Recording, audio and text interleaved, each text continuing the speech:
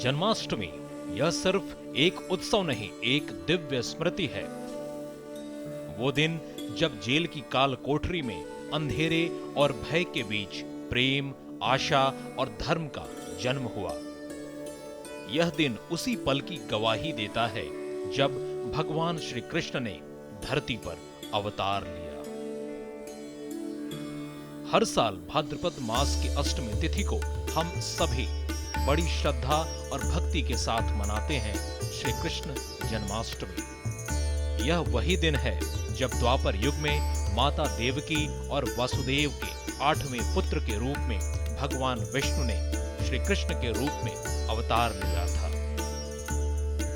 जन्म के ठीक बाद वासुदेव ने नवजात श्री कृष्ण को टोकरी में रखकर यमुना नदी पार की और उन्हें गोकुल में नंद बाबा और यशोदा मैया को सौंपा।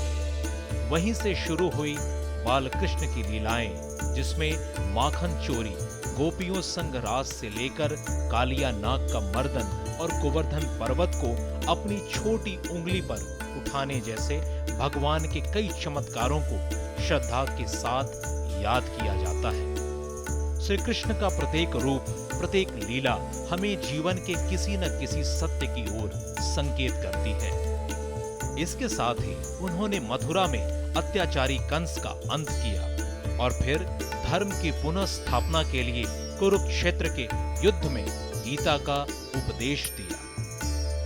श्रीमद् भगवत गीता जो उन्होंने अर्जुन को युद्ध भूमि में सुनाई, केवल युद्ध का संवाद नहीं था, बल्कि वह संपूर्ण जीवन का सार था। उन्होंने कहा, कर्म करो, फल की चिंता मत करो। वे भक्त के लिए भगवान हैं, ज्ञानी के लिए गुरु हैं और प्रेमी के लिए प्राण हैं। उनका जीवन हमें सिखाता है कि कैसे प्रेम में गहराई हो, ज्ञान में स्पष्टता हो और कर्म में निष्ठा हो।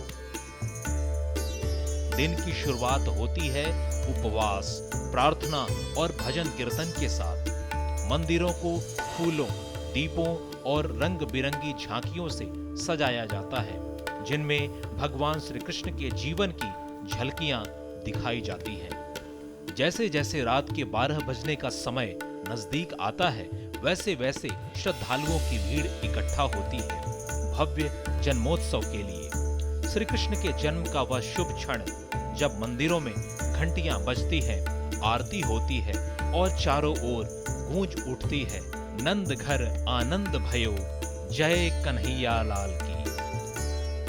महाराष्ट्र जैसे राज्यों में जन्माष्टमी का उल्लास और भी अनोखा होता है। दही हांडी के रूप में युवा गोविंदा टोली बनाकर ऊंची मानव पिरामिड बनाते हैं और मटकी फोड़ते हैं, जैसे नन्हे कान्हा ने माखन चुराने के लिए किया था। यह परंपरा केवल खेल नहीं, यह साहस, सहयोग और युवा ऊर्जा का प्रतीक भी है। भारत के बाहर भी जन्माष्टमी की धूम कुछ कम नहीं।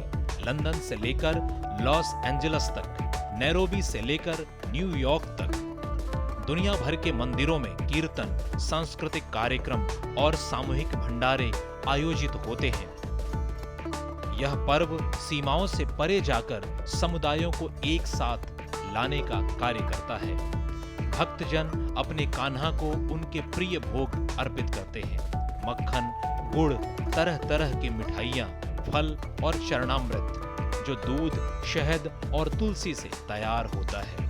इस प्रसाद को बनाना और बांटना उनके प्रति प्रेम और समर्पण की भावना का प्रतीक है। जन्माष्टमी केवल दिव्य जन्म का उत्सव नहीं है, यह हमें अपने जीवन में भी प्रेम, सत्य और धर्म को जीवित रखने की प्रेरणा देता है।